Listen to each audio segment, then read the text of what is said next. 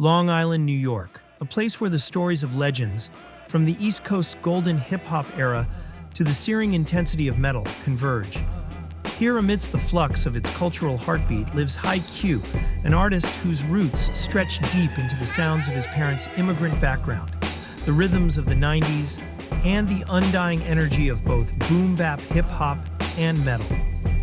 Q's earliest musical memories are woven into the fabric of his childhood. His parents, immigrants whose heritage was tied to music, always had the radio on. It wasn't just noise, it was a language that shaped his sense of rhythm, melody, and ultimately his future. His older sister was a pivotal guide, introducing him to the underground sounds of the 90s and the local DJ scene. She even handed him a mixtape featuring Nappy Heads by the Fugees. He remembers it vividly, walking through Central Park, the bandshell alive with energy, and Lauryn Hill's voice ringing clear as a bell in the air. It was in that moment, standing there, he realized the power of music to connect and transcend, an experience that would forever influence his musical soul.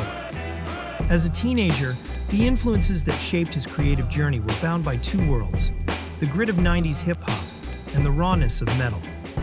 Inspectah Deck's precise delivery, Method Man's swagger, and Cage and Eminem's dark introspection influenced Q's early steps as an MC.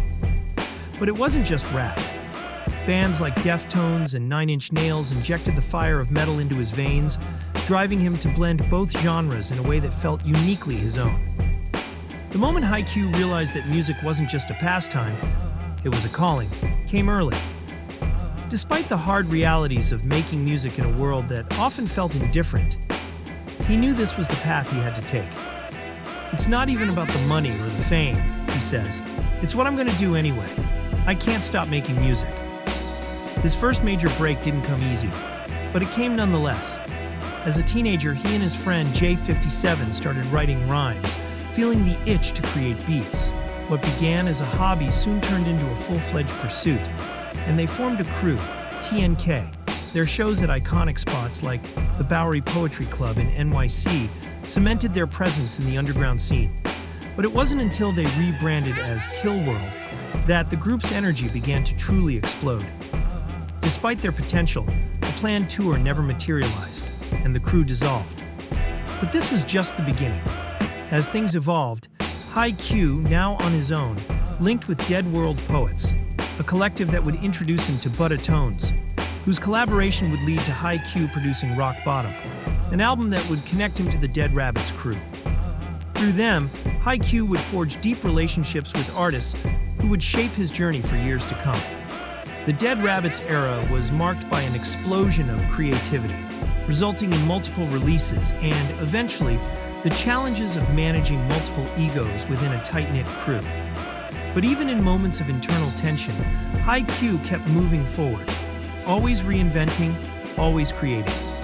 Q's creative process is something of a ritual. He is always listening to music, specifically digging through old records from the 60s and 70s, looking for melodies or hidden gems. It's like a gift and a curse, he admits. My ears are constantly scanning for something that moves me. When I hear it, I capture it and add it to my mental library.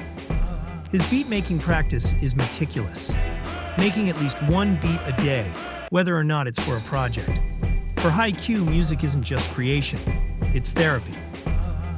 When it comes to writing lyrics, Q is driven by what he describes as a wave.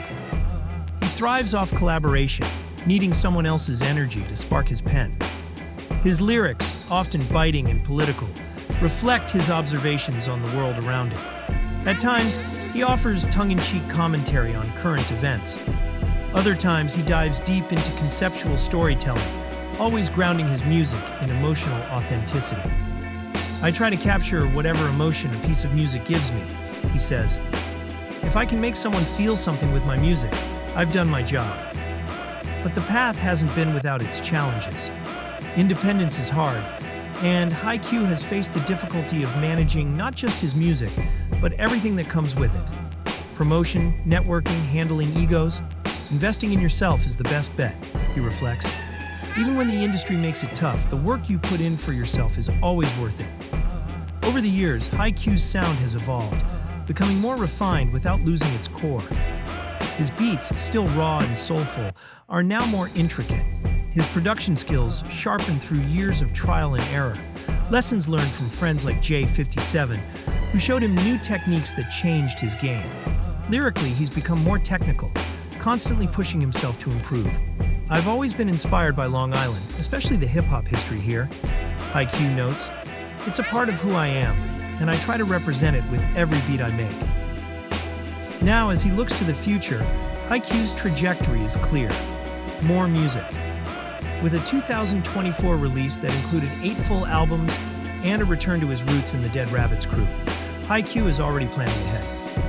He's especially excited about continuing collaborations with artists from the Dead Rabbits and other global partners. He hints at surprises coming in 2025, including sequels to some of his earlier projects, and the much-anticipated third part of a Marvel trilogy with his collaborator, Words. Yet despite the upward momentum, IQ remains grounded. "I do this to not go insane. It's incredible to see that people dig it, but honestly, I'm just grateful for anyone who connects with the music." Through highs and lows, personal growth, and creative evolution, IQ's journey continues to unfold. His music, a bridge between worlds, an expression of identity and passion, resonates with listeners not just for its beats, but for its raw honesty and relentless pursuit of feeling. The music, as always, is the message.